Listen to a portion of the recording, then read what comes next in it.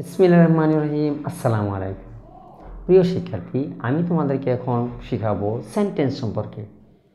গঠন অনুসারে সেন্টেন্স হচ্ছে তিন প্রকার: simple sentence, complex sentence, compound sentence. Simple সেন্টেন্সটা কি? সিম্পল সেন্টেন্স হচ্ছে যে সেন্টেন্সে একটা সাবজেক্ট ও একটা ফিনিট ভার্ব থাকে, এটা simple sentence.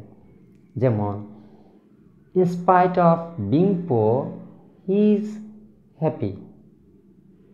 In spite of being poor he is happy, এটা একটা সিম্পল সেন্টেন্স, কারণ এখানে একটা সাবজেক্ট আছে হি, একটা ফিনিট ভার্ব আছে ইজ।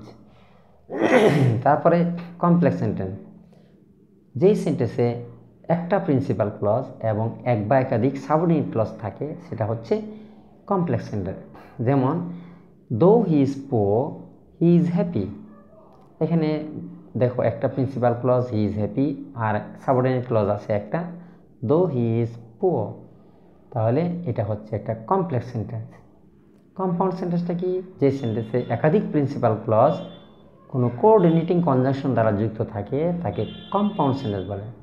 যেমন, he is poor but he is honest, অথবা he is poor but honest.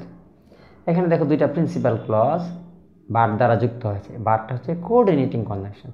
আমি ফিনিট ভার্ব কি, কোঅর্ডিনেটিং কনজাংশন কি, তারপরে ক্লজ কি, প্রিন্সিপাল ক্লজ কি, সাবঅর্ডিনেট ক্লজ কি, এই সম্পর্কে ভিডিও করেছি, ডেসক্রিপশন বক্সে দেওয়া আছে, তোমরা এগুলো দেখে নিলে তোমরা এগুলো পারবে কি।